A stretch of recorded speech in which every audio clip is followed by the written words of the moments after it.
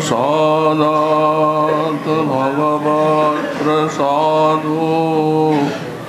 यशा प्रसादान्न गति कुतोऽपि ध्यायं स्तुवंस्तश्च यशस्त्रिसन्ध्यं वन्दे गुरो श्रीचरणारविन्दम्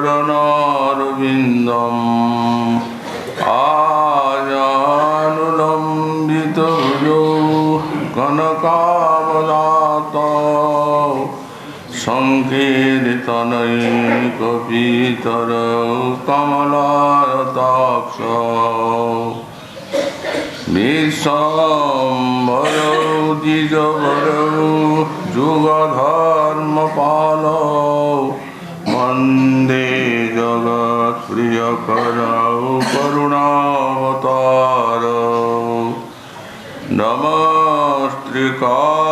नमस्त्रिकालसत्याय जगन्नाथसुताय च सविताय सपुत्राय सकलत्राय ते नमः बर्हापीडाभिरामं मृगमदतिलकं कुण्डलाक्रान्तगण्डां पञ्चाक्षं कम्बुकण्ठां स्मितसुभगमुखं स्वादुरेण्यस्तवेणुं श्यामं शान्तं त्रिभङ्गं रविकरवसनं भूषितं वैजयन्त्या वन्दे वृन्दावनस्थं युवतिशतवृतं ब्रह्मगोपालदेशं तप्तकाञ्चन गौराङ्गी राधे वृन्दावनेश्वरी वृषभानुसुते देवी तं नमामि हरिप्रिये मूकं करोति वाचालं पङ्गुं लङ्घयति गिरिं यत्कृपातमहं वन्दे परमानन्दमाधवम्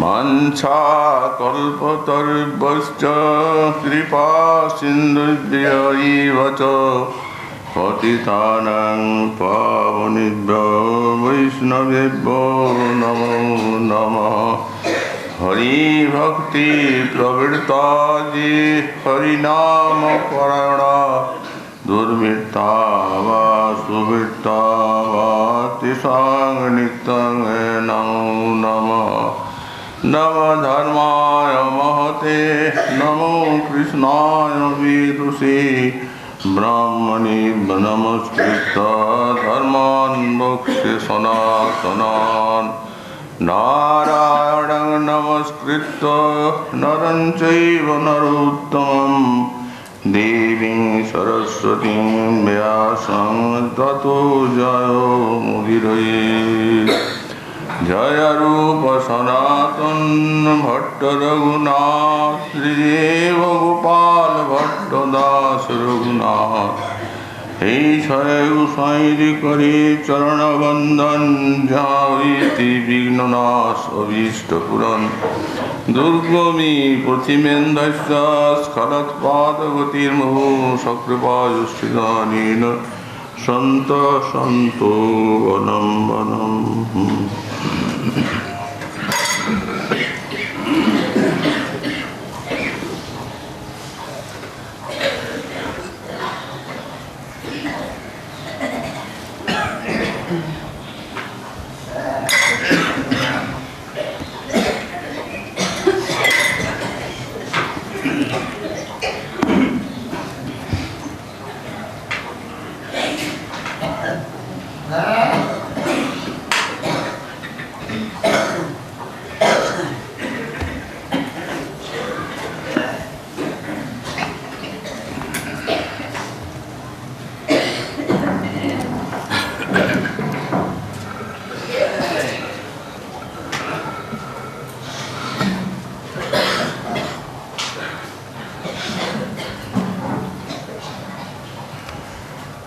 उपास्य चरणाम्बुजे व्रजभितां किशोरी गणै माधवीरपि पुरुषैरपरिभाव्यभावोत्सवे अगाधरसधामणि सपादपद्मसेवाविधौ विधेहि मधुरज्जलामिव कृतिं ममाधीश्वरी।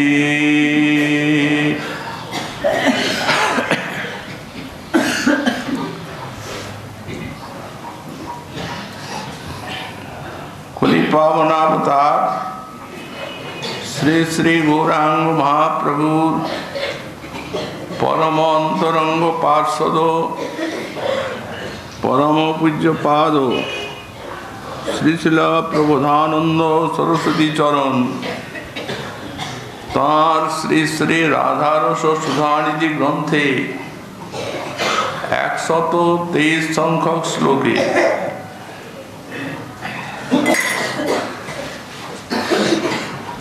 श्री अभीष्ट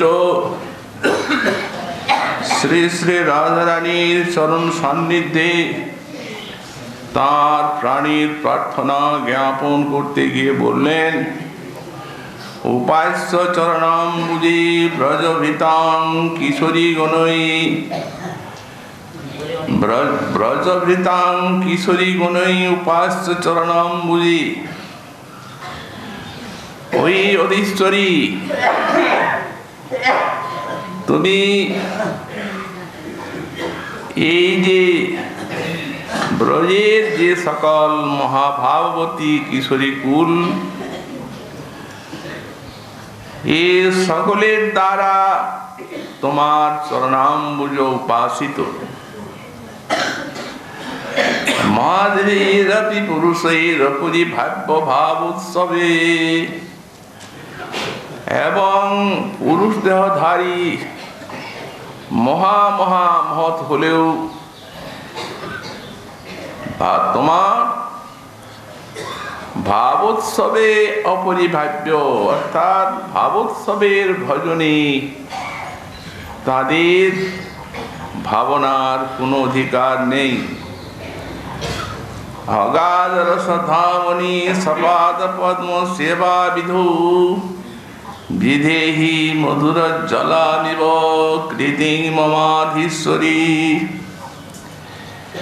হে অধীশ্বরী অগাধ রসধামনি সপাদ পদ্ম সেবা বিধু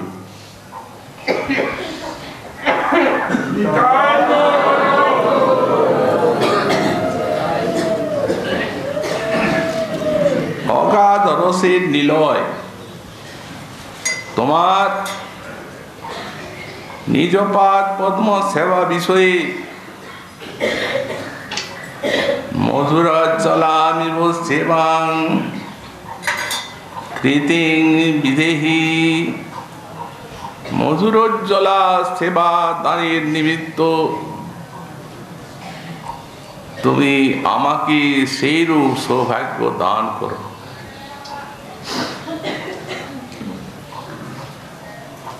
গতকাল আমরা পূর্ব শ্লোকের ব্যাখ্যা সাধন করেছি। শিল গোস্বামী পাদ স্ফূর্তিতে প্রাপ্ত সর্বলীলা মুকুটমণি শ্রী শ্রী রাসলীলা রস সাক্ষাৎ ভাবে দর্শনের মতো আস্বাদন করেছেন। সেই রূপ নিবিড় অনুভূতি নিবিড় আস্বাদন স্ফূর্তিতে নিহিত ছিল। তারপর স্ফূর্তির বিরাম হয়ে যায় সহসা। তখন তিনি বিরহ জ্বালায় মূর্ছিত হয়ে পড়েন। পূর্ব শ্লোকের শেষে যে প্রার্থনা করেছেন রাধারানী আমাকে রক্ষা করুন, এর দ্বারা বোঝা যায় স্ফূর্তির বিরামে সেই লীলার তার অন্তরে কতখানি বিরহ বেদনার উদ্রেক হয়েছিল। এবং সেই বিরহ বেদনা ভরেই তিনি মূর্ছিত হয়ে পড়েন এবং ঈশ্বরী আমাকে সেই লীলা দেখিয়ে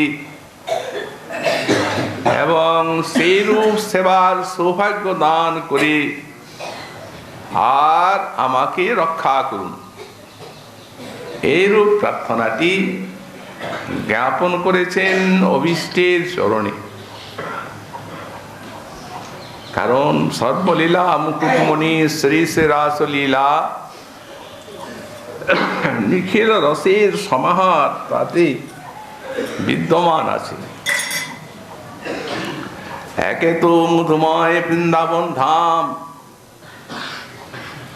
সৌন্দর্য চারদিকে সৌন্দর্য মাধুর্যের পাথার, তারপর আবার এই জ্যোৎস্না ধবল রজনীতে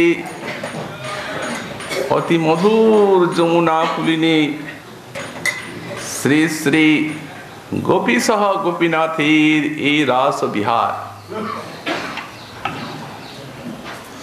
300 কোটি গোপী, সেই অসংখ্য গোপীর মাঝে মাঝে ওই স্বর্ণমণির মধ্যে মধ্যে নীলমণির মতো অসংখ্য স্বরূপ প্রকাশে শ্রী শ্যাম সুন্দর নৃত্য করছিলেন। মধ্যে স্বয়ংরূপে শ্রী শ্রী রাধারানীর সহিত নৃত্য কলা বিলাস, কত কত তাল, কত শত মান, কত শত গান, রবাব, মুরজ, মুরলীর তান, আবার সেই সঙ্গে এই 300 কোটি ব্রজবালার চরণের যে নুপুরের ধ্বনি, গোবিন্দের নুপুরের ধ্বনি এবং বলয়ের ধ্বনি ইত্যাদি ধ্বনিতে সুখদেব মুনি বলেছেন তুমুল শব্দ সেই রাসস্থলে উদ্রিক্ত হয়েছিল। কিন্তু তুমুল হলেও সেগুলি সব সুধাময়, মধুময়। কারণ ব্রজবালাগণের চরণে স্থান পেয়ে সেই নুপুর, তাঁদের অঙ্গে স্থান পেয়ে সেই বলয়াদি সব মহাভাবময় হয়ে গেছে। তদুপরি আবার আকাশে দেবগণ ঘন ঘন পুষ্প বর্ষণ করছিলেন এবং সেই সঙ্গে সঙ্গে তাঁদের গীত, বাদ্য ইত্যাদি প্রাচুর্যে তার প্রাচুর্য নিহিত ছিল আকাশ। অবশ্য গোস্বামীপাদ বলেন এই রাসের যে ঐশ্বর্য ভাবটি অনন্ত প্রকাশে অনন্ত গোপবালাগণ সঙ্গে মধুর নিত্য কলা বিলাস, এই অংশটি তাদের দৃষ্ট হয়েছিল। এর ভিতরে যে রহস্যাংশ, সে রহস্যাংশ কারো গোচর হয়নি তাদের। তারা পুষ্পবৃষ্টি করে জয়গান করছিলেন, বহু বহু বাদ্যই বেজেছিল, কিন্তু সবার উপরে বেজেছিল দুটি বাদ্য। একটি ছিল ভেরি আর একটি ছিল দুন্দুভি। হরে বিদগ্ধতা ভিৎসা আর রাধা সৌভাগ্য দুন্দুভি। শ্রী হরি রসবিদগ্ধতার ভেরি বেজেছিল আর শ্রী রাধারানীর সৌভাগ্য রূপ দুন্দুভি বেজেছিল। অর্থাৎ রাধারানীর সৌভাগ্যটি এই রাসলীলায় দুন্দুভি নিনাদি বিকশিত হয়েছিল, এটি সকলেরই প্রত্যক্ষ এবং স্পষ্টত অনুভূত। সেই সমস্ত স্মৃতি শ্রীপাদের হৃদয়ে আনন্দ শিহরণ জাগাচ্ছে। যেমন বিরহ বেদনার দুঃখ, তেমনি সেই মহারাস রজনীতে এই ৩০ কোটির মিলন মেলায় স্বীয় প্রাণাভীষ্ট ঈশ্বরীর যে অভ্যুদয়, সেই গৌরবী বুক ভরা মহিমা অন্তরে জেগেছে। রাধারানীর চরণাম্বুজের মহিমা কীর্তন করছেন সাধকা বেশে এই শ্লোকে। কিন্তু ব্রজের ঐশ্বর্য, ব্রজের মহিমা তো সেই রূপ নয় অন্য ধামের মতো। এখানে মধুর ঐশ্বর্য, মাধুর্য, কৃপাদি ভান্ডার, যোগমায়া, দাসী যাহা, রাসাদি লীলা সার। ব্রজের যে ঐশ্বর্য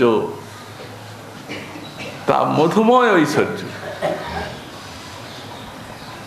ঐশ্বর্য কখনোই মধুর হয় না। ঐশ্বর্য ভাব শুনলে, চিন্তা করলেই শ্রবণকারীর, চিন্তনকারীর প্রাণে বা ভক্তগণের মনে জাগে একটা সম্ভ্রম, সংকোচ। কিন্তু এখানে সেই ঐশ্বর্য মধুময় রূপে প্রতিভাত হয়।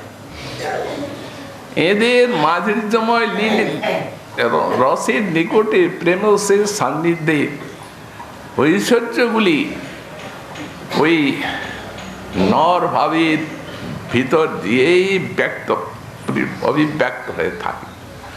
এই জন্যই মধুর ঐশ্বর্য, মাধুর্য, কৃপাদি ভান্ডার অনুভব করেছিলেন ওই কুঞ্জে অধীশ্বরীকে শ্যাম সুন্দরের সঙ্গে পট্টেশ্বরী রূপে।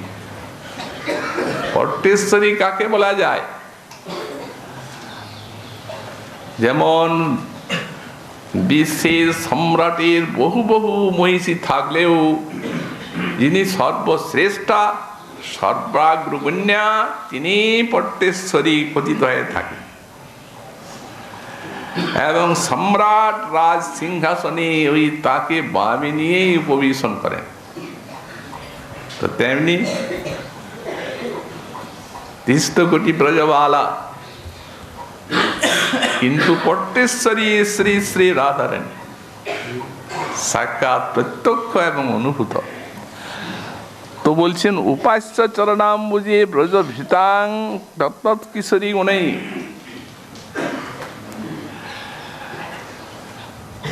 এক একটা সম্বোধন করেছেন, হে উপাস্য চরণাম্বুজে ব্রজ ভীতাং তত্তৎ কিশোরী গুণেই।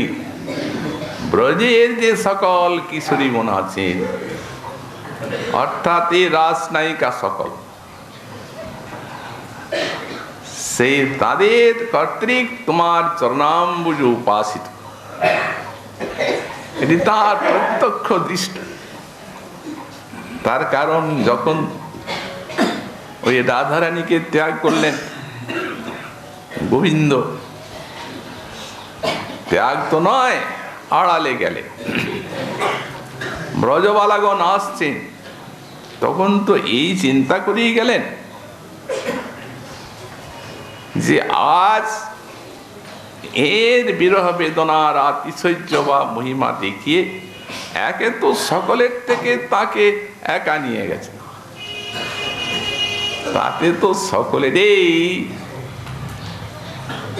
একবারে সুস্পষ্ট রূপে মনে ধারণা জেগেছে ইনি সর্বশ্রেষ্ঠা প্রেয়সিতা।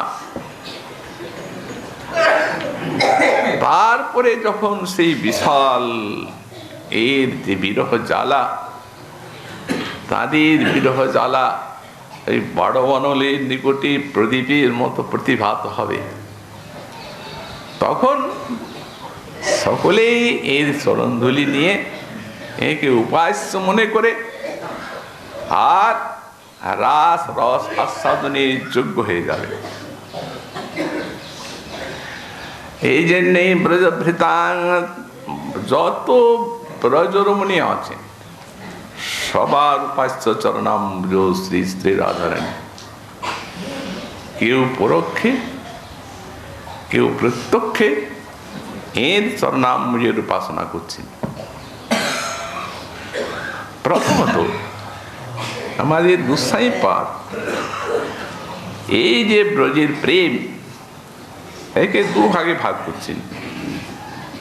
বলছেন একটি হচ্ছে সম্বন্ধাত্মিকা আর এক প্রকার হচ্ছে কামাত্মিকা। তো সম্বন্ধাত্মিকাটি হচ্ছে দাসগণের, সখাগণের, মাতা পিতাগণের বা বাৎসল্যবতী অন্যান্য সব গোপ গোপীগণের দাস্য সখ্য বাৎসল্য ভাব সম্বন্ধাত্মিকা। কেন সম্বন্ধাত্মিকা নাম দেওয়া হলো? সম্বন্ধই হয়েছে আত্মা প্রাণ জাত।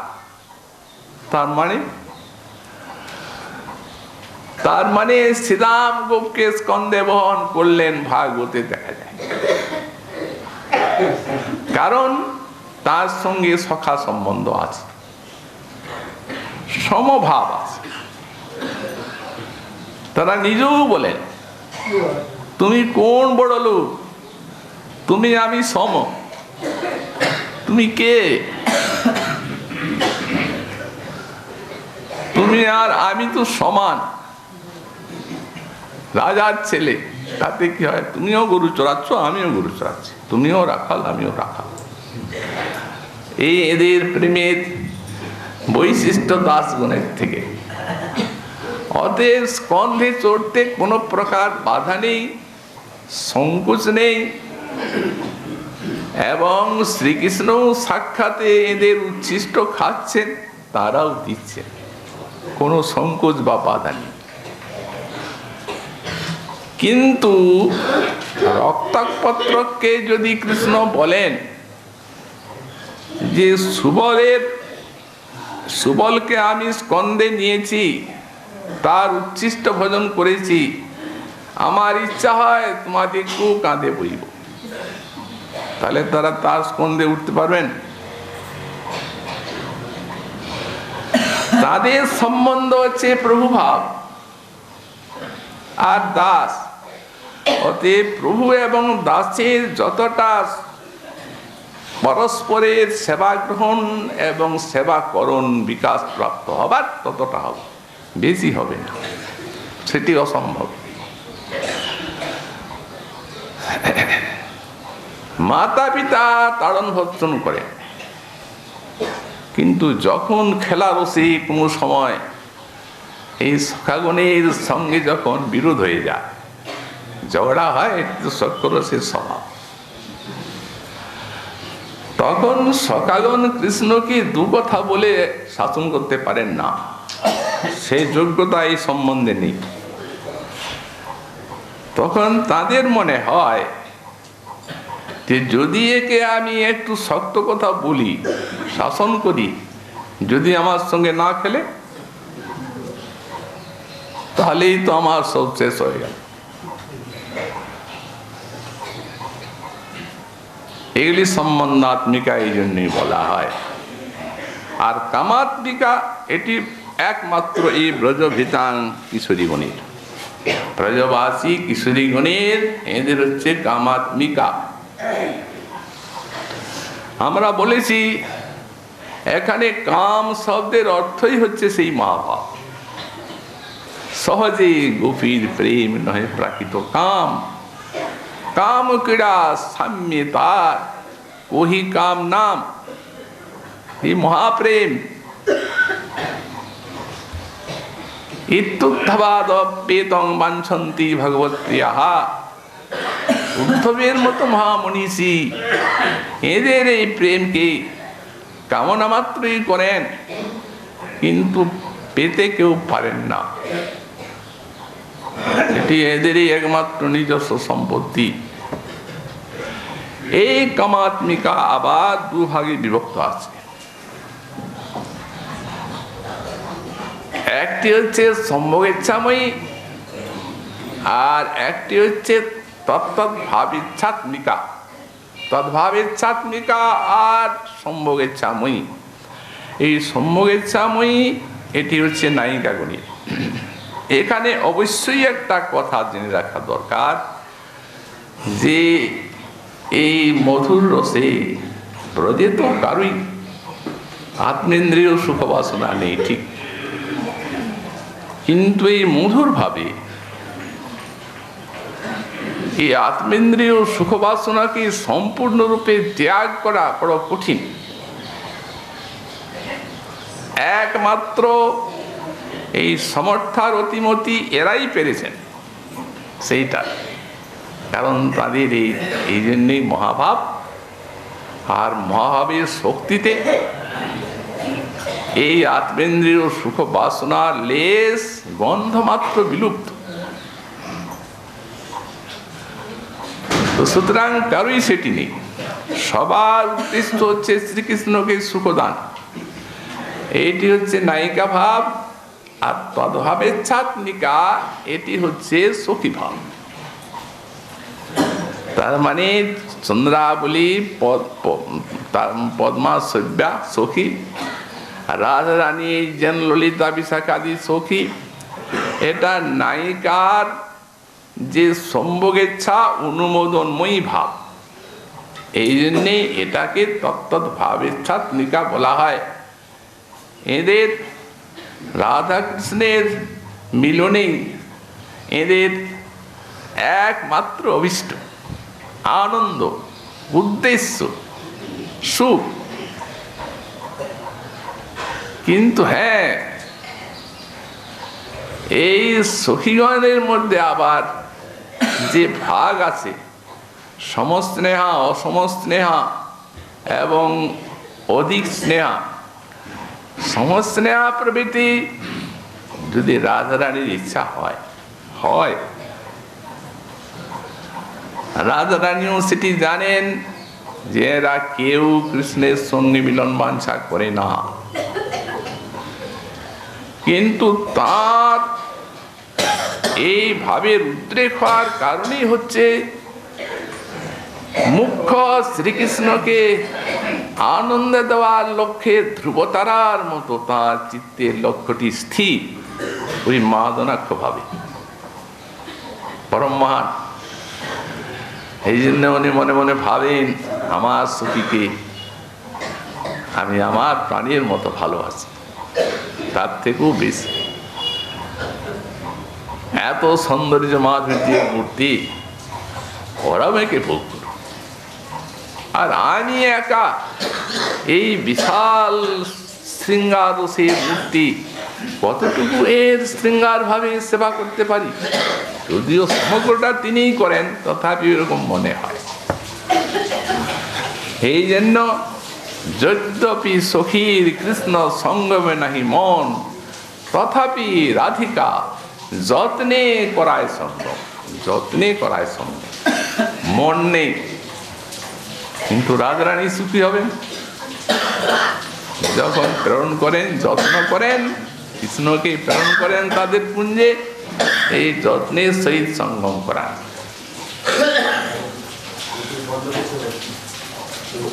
তো সুতরাং নানা ছলে কৃষ্ণে প্রেরী সঙ্গম করায়, আত্মা কৃষ্ণ সঙ্গ হইতে কোটি সুখ পায়।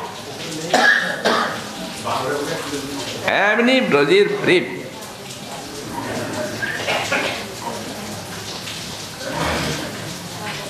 আর অধিক স্নেহা যারা, তারা কি করি, রাধা রানীরও ইচ্ছা হয় না, গোবিন্দেরও ইচ্ছা হয় না, এই তারাই রাধা কি করি। সেবারসের মূর্তি, এই সেবারস দিয়ে তাদের স্বরূপ গড়া, সেবা ছাড়া জীবনে মরণে আর কিচ্ছু জানে না। রাধা রানীর সেবা যুগল সেবা, এবং এর মাধুর্য এতই অধিক যে ইনি ব্রজের সাক্ষাৎ দৃষ্টান্ত, নিত্য সিদ্ধা সখী, কিন্তু সেবার জন্য কতখানি আকুতি প্রকাশ করেছেন এই গ্রন্থে ছত্রে ছত্রে। প্রতিটি শ্লোকে শ্লোকে তিনি বলছেন এই ব্রজে যে এই সমস্ত ব্রজবালাগুণের আবার রাধাই তো মুখ্য শ্রেষ্ঠা, এই তাকে অবলম্বন করে আবার চারটা পক্ষ আছে, স্বপক্ষ, বিপক্ষ, শ্রীত পক্ষ, তটস্থ পক্ষ। স্বপক্ষ ললিতা বিশাখাদি সব সতী, বিপক্ষ চন্দ্রাবলী পদ্মা সভ্যা, তটস্থ পক্ষ শ্রীত পক্ষ এই শ্যামলা প্রভৃতি, আর তটস্থ পক্ষ বিপক্ষের শ্রীত যারা, তারাই তটস্থ পক্ষ। তো এই চার প্রকার ব্রজবালাই সব সময়ের জন্য রাধারানীর চরণাম্বুজের উপাসনা করে। কেবল রাসেই করলেন ওইখানেই শেষ হয়ে গেল তা না, তার মধ্যে গোসাইপাদ বললেন এই স্বপক্ষ আর বিপক্ষ দৌ এব রসপ্রদ, অতি রসপ্রদ। এই বিপক্ষ যারা তারা অতিশয় রসপ্রদ, শ্রীত পক্ষ এবং তটস্থ পক্ষ যে আছেন তাদের থেকেও অতি রসপ্রদ এই বিপক্ষ চন্দ্রাবলী পদ্মা সভ্যা ইত্যাদি। কেন বললেন? রাধারানীর যে কৃষ্ণ লক্ষ্য কৃষ্ণ সুখ বা কৃষ্ণ সেবা, তো সুতরাং সেই কৃষ্ণ সেবাকে এরা অধিকাধিক রূপে পরিপুষ্ট করে থাকেন। অধিকাধিক রূপে এই চন্দ্রাবলী পদ্মা সভ্যা। এখানে আমাদের গোসাইপাদ লিখেছেন যে হরিপ্রিয় জনে ভাবা দৃষ্টাত্যা নোচিতা ইতি যে ব্যাহরন্তি তে অপূর্ব রসিকাখিত। হরিবল্লভা প্রকরণটা এই বিষয়ে বিশেষভাবে অনুশীলনীয় বা প্রণিধানযোগ্য, যে বেশি সেবা করছেন এই বিপক্ষা কি প্রকার। সেখানে এই যে হরিপ্রিয়জন, গোসাইপাদ বলছেন হরিপ্রিয়জনেরা অতএব এদের মধ্যে দেশ বিদ্বেষ আসিত। তো এই হরিপ্রিয়জনে ভাবা দেশাদ্যানুচিতা, যারা ভক্ত তাদের মধ্যে পরস্পরের দেশটা কি উচিত, আর এরা তো সেই মহাভাব রাখছে, এদের দেশ কি করে থাকবে। বললেন এই প্রকারের কথা যারা বলেন তারা হচ্ছেন অপূর্ব রসিকা, পরিহাস করছেন, অদ্ভুত রসিক, অর্থাৎ কিছুই রস জানেন না। অথচ শ্লেষার্থে বলা হচ্ছে অপূর্ব রসিকা, অরসিকা, এরা অরসিক, এরা কিছু জানে না। এইখানে শ্রী বিশ্বনাথ চক্রবর্তী পাদে আনন্দ চন্দ্রিকা টিকা, এটা একটা বিশেষ প্রণিধানযোগ্য বিষয়। উনি বলেন শাস্ত্রেই দেখা যায় শোকামর্ষাদি ভাবই আক্রান্তং বিশ্ব মানসম প্রথম তৈশ্য মুকুন্দস্য স্ফূর্তি সম্ভাবনা হবে। এই শোক, অমর্ষ, ঈর্ষা ইত্যাদি ভাবের দ্বারা যাদের হৃদয় আক্রান্ত, তাদের হৃদয়ে কখনো মুকুন্দের স্ফূর্তি সম্ভাবনা নাই। আর এখানে দেখা যাচ্ছে যারা একবারে মহাভাব স্তরে, তাদের মধ্যে পরস্পরের ঈর্ষা মাৎসর্য।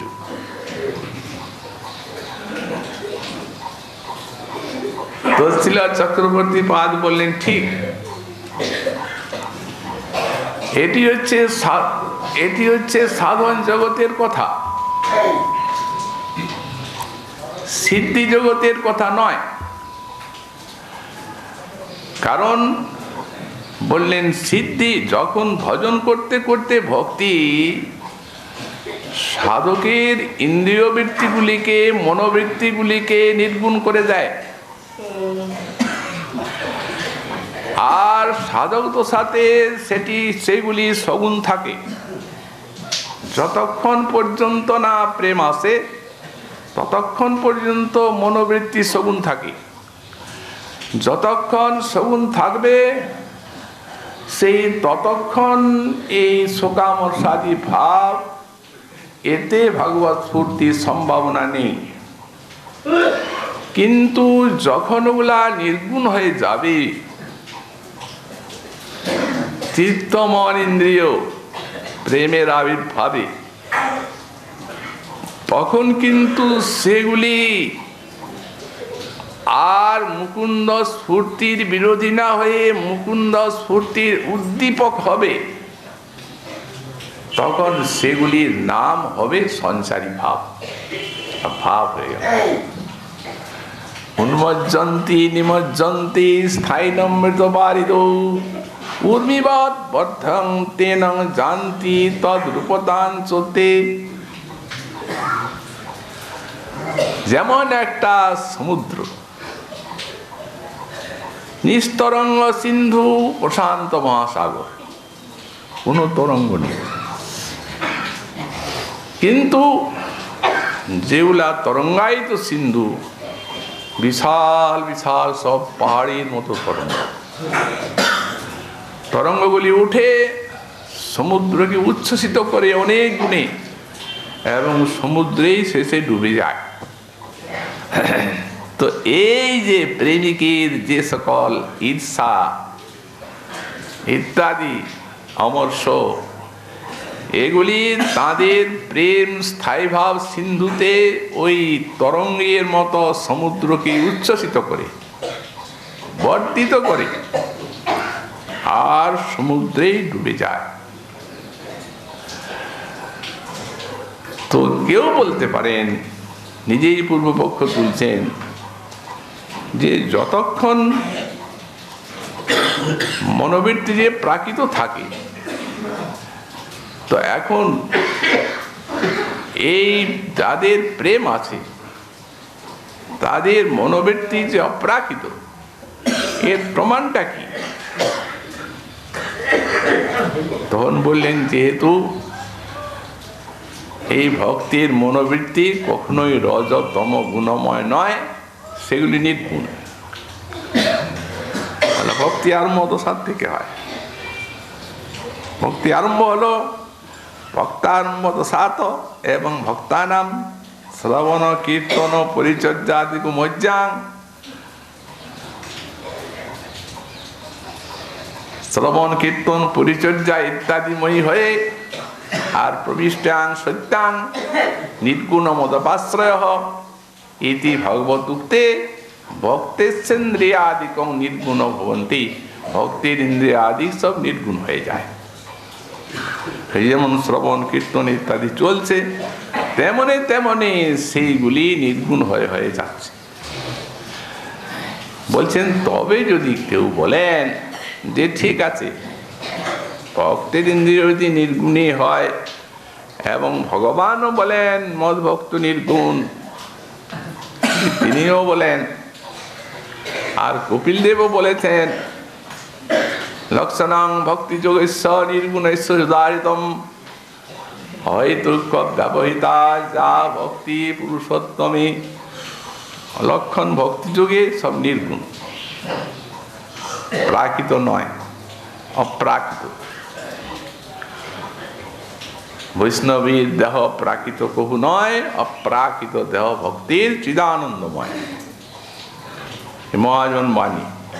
তো বলছেন, তাহলে প্রশ্ন হবে তাদের, যে তাহলে বললেন ভক্তের মধ্যে এই ভক্তি এলেও আবার রাগ দেশ ইত্যাদি থাকে, দেখাও যায় মাৎসর্যাদি পরস্পরে, লাভ পূজা প্রতিষ্ঠা কেন দেখা যায়?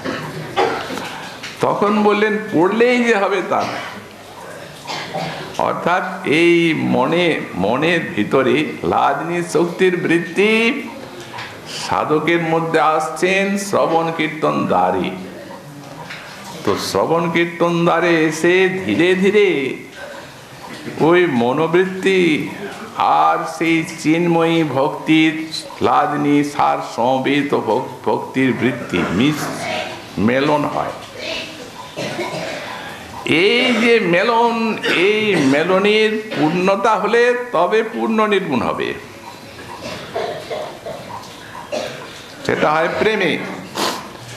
দৃষ্টান্ত দিয়েছেন যেন তরল পারদ আর গন্ধক চূর্ণ।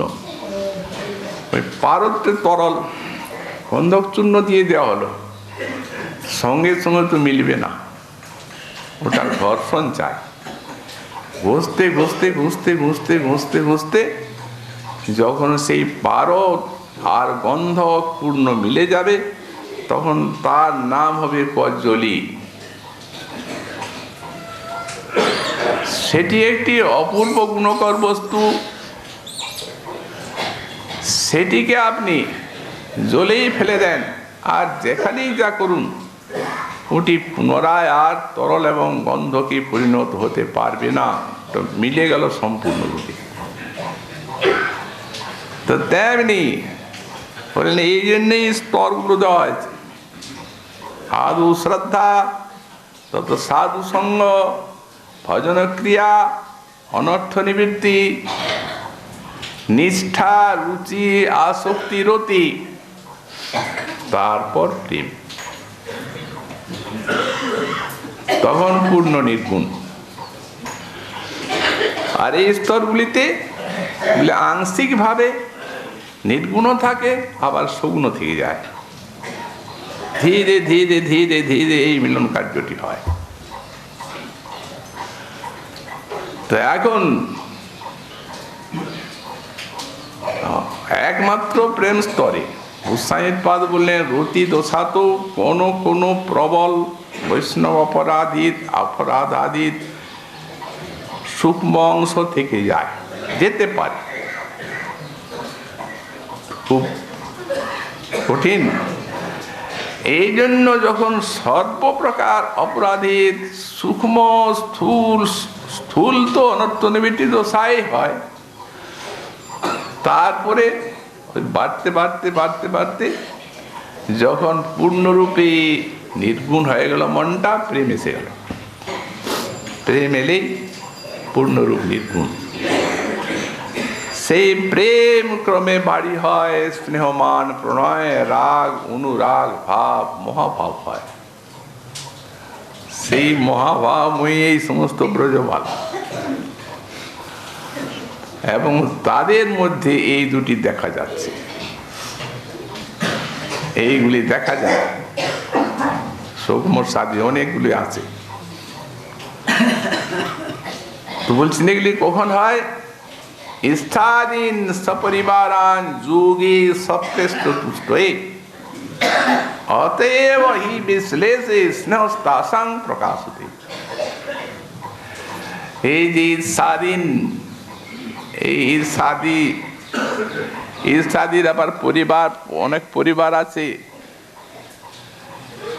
সদ্মেষা, চাপলা, সুয়া, মৎসরা, মৎস্য গর্বিতম, এতগুলো আছে। এই জন্য ঈর্ষাদিন সপরিবারান যোগে সপ্রেষ্ট তুষ্টয়ে, এটা সপ্রেষ্ট কৃষ্ণকে আনন্দ দান করার জন্য, অর্থাৎ কৃষ্ণ এতে অধিক আনন্দ লাভ করেন।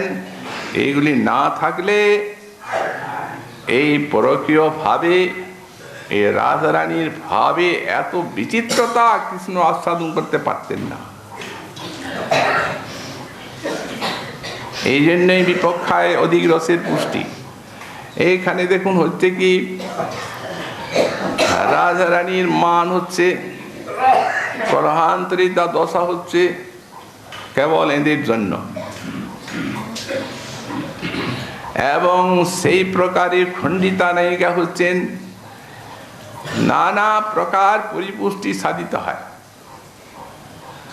সুতরাং প্রথমেই উনি এখানে লিখছেন, এদের কাজই হচ্ছে যে বিপক্ষ যে রাধারানী তার এই ইষ্ট নাশক আর অনিষ্ট সাধক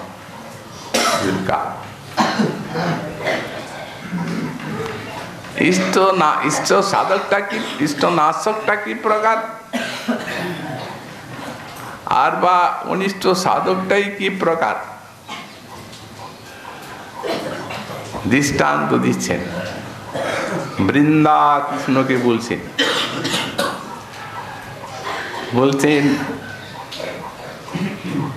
কৃষ্ণ বললেন, তুমি গোবর্ধনের উপরে বংশীনাদ করছিলে, ওই রাধারানীকে আহ্বান করছো বংশীনাদের দ্বারা। তো বংশী রাধা রাধা বলে বাজে, কিন্তু সেই যে সুস্পষ্ট রাধা রাধা নামটি, সেটি রাধারানী এবং তার সপক্ষা সখী উনি শোনেন, অন্য শুনবে না, বিপক্ষাদি।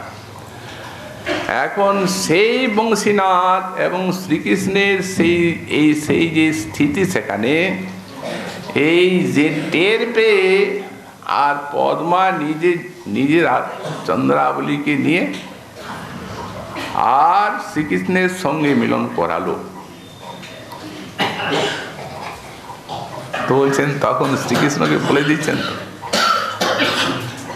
বৃন্দা, বললেন সুবলের মুখে যখন এই কথা রাধারানী শ্রবণ করলেন, তখন প্রাতঃকালে তার অভিসারের বেশ দর্শনে জটিলা তর্জন গর্জন করে যেমন স্তম্ভিত হয়ে যান, স্থির তুষ্ণীম ভাব অবলম্বন করে থাকেন, তেমনি তার দুঃখ হলো। তুষ্ণীম ভাব অবলম্বন করলেন ওই কথাটি শুনে। এই ইষ্ট নাশক আর অনিষ্ট সাধকটা কি প্রকার?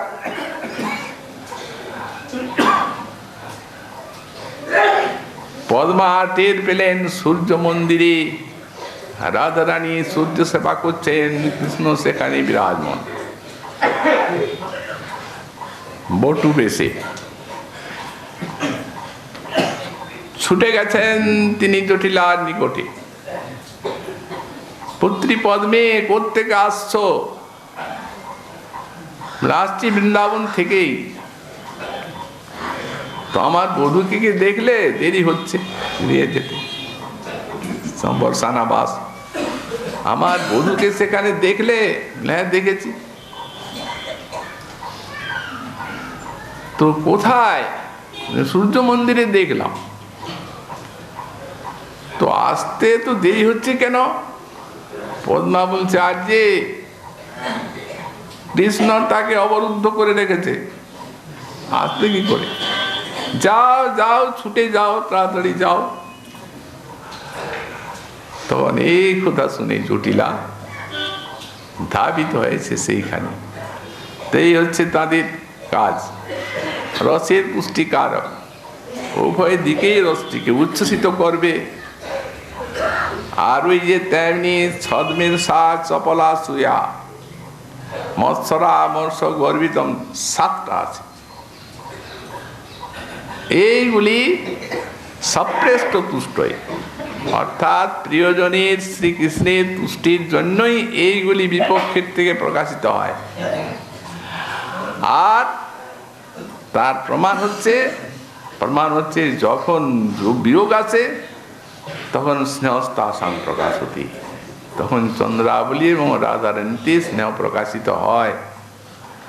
তো সুতরাং এইগুলি আছে, এইগুলি আমাদের গোস্বামী পাদগণ সব দৃষ্টান্ত দিয়ে, প্রত্যেকটি দৃষ্টান্ত দিয়ে আর এই বিপক্ষ রসের যে অন্যভাবে সেবা, রাধারানীর চরণামৃত সেবা, সেটিকে ফুটিয়ে তুলেছে। শ্রীমন মহাপ্রভুর কৃপা হলে আগামীকাল আবার সেই বিষয়ে আমরা আস্বাদন করবো। আজকে আমাদের শ্রী রাধা রসনায় দেখো খালি